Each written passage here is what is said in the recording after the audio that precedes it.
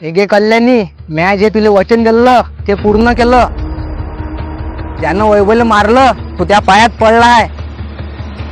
तुला जे सजा द्यायची असन ठरव तू.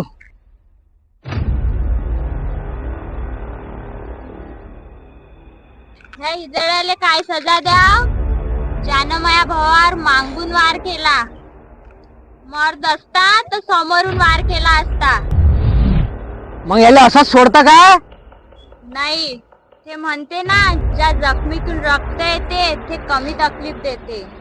जखम अशी द्याव, रक्त तर नाही निघत पण तकलीफ जीवनभर देते. म्हणजे जय, तू व्हिडिओ बनव.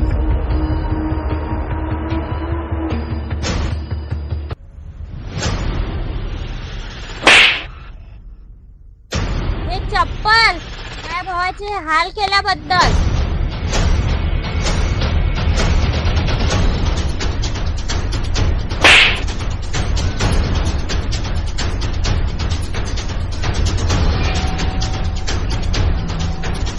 हे चप्पल माझ्या बाबाची कॅलर पकडल्याबद्दल. हा व्हिडिओ सोशल मीडियावर अपलोड कर. ह्या जाय गल्लीतून जाईन, मान खाली करून जाईन.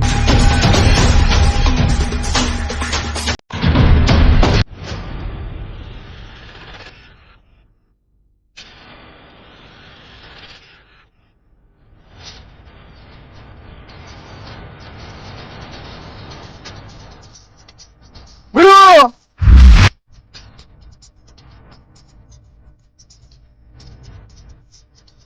तू एका दिवसात लय फेमस झाला.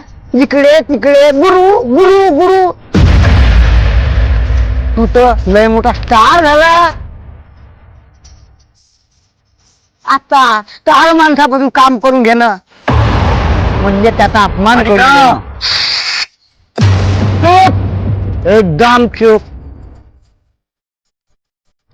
मी तुम्हाला तो खार वाघ समजून राहिलो होतो, पण तुम्ही त्याच्या ताटाखालचे मांजरचे पिलं निघाले. ज्याले एक पोरगी चप्पल मारून जाते तो काय त्या जमिनीवर ताबा करण. रामो, याला 50,000 रुपये दे आणि याला सांग का इथून तोंड काय कर म्हणून. काम मी आता दुसऱ्याला दिलेलं. याले एक पोरगी चप्पल मारू शकते, माणूस तर सोड, पण कुठेही येत नाही. आग इजवासाठी त्याच्यात पाणी टाका लागते, त्याच्यात तेल नाही टाका लागत. आग कोणाची सगळी नाही, जो आग लावते ना ते त्याची हात जळ होते. अबे, हे गोष्ट तू तोंडाने सांगू शकला असता. याची काय गरज होती.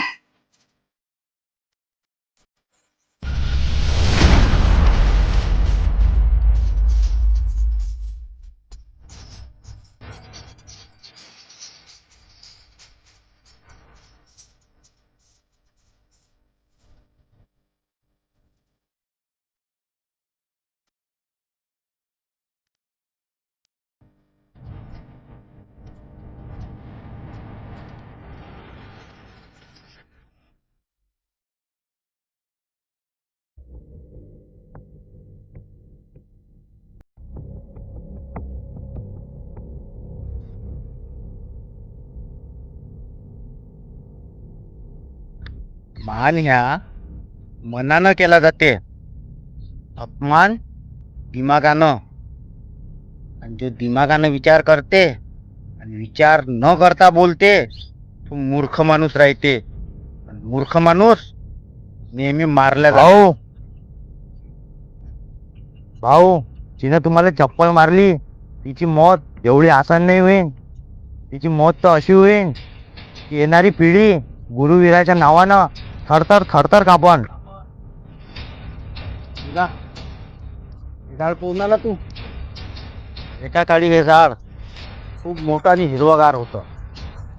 या झाडाचा त्रास त्या शेतकऱ्याला होता, परंतु हे झाड मुळापासून तोडू नाही शकत होता, कारण की या झाडाले त्या फांदीवर लय घमंड होता. शेतकऱ्याने या त्या फांद्या तोडल्या. त्या झाडाची परिस्थिती काय काय. त्या पोरीले मारायच्या पहिले त्या ज्याच्यावर घमंड आहे ते तोडा लागन. समजला.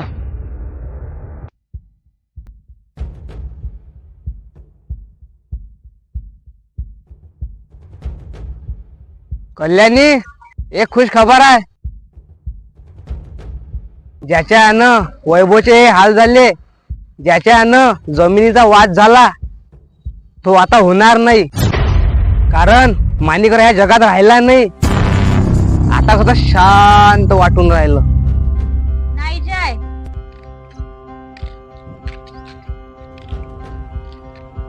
हे शांतता मोठं तुफान येण्याचं संकेत आहे. हो ना हो, माणिकरावले गुरुवीरानंच मारलं. आणि हे जर खरं असाल तर तुमच्या जीवाला पण धोका आहे.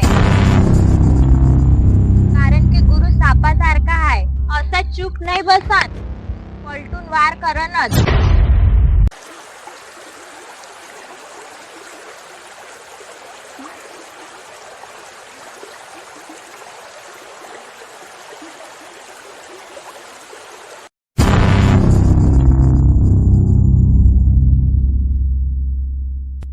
अबे, ह्या तर विरा होय. ह्या विरा होय. आता तर ह्या गेला. बे थांब. अबे, तो गुरु होय. तो नशेत होता म्हणून आपल्या हाती सापडला. ह्या विरा होय. तो आग आहे, आग जळूनच टाकते. अबे हट, आपण गुरुला मारू शकतो, त्याला कोण नाही मारू शकत.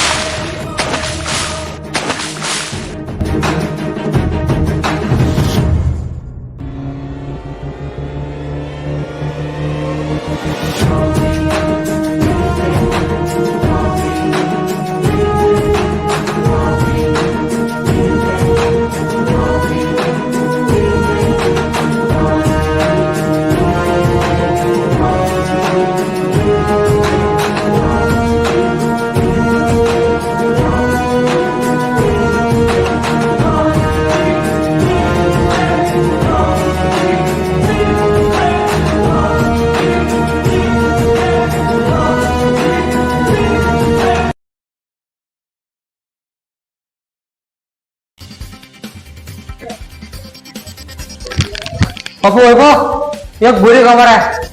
याच्यापेक्षा काय बेकार होईल? अबे जयला नमीतलं कोणतरी. काय बोलतो तू? खरंच ना, मामा डोळ्यानं पाहिलं तिने नदीत.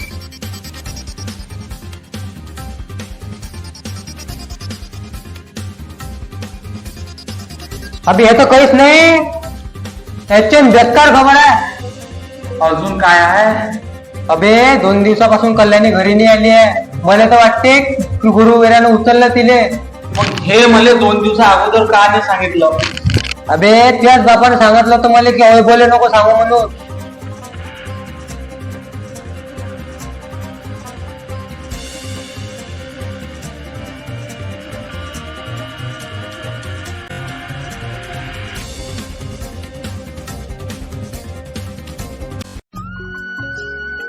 मारल्याचा घाव हा वेळेनुसार भरून जाते, पण अपमानाचा घाव हा जीवनभर तसाच राहते. कल्याणीने जे पाऊल उचललं त्याच्या बदल्यात 3 जणीचा जीव गेला. गुरु एवढ्या अपमानानंतर असा चूप बसन का? वैभव कल्याणीचा शोध लावू शकेल? तिला सुखरूप घरी आणू शकेल?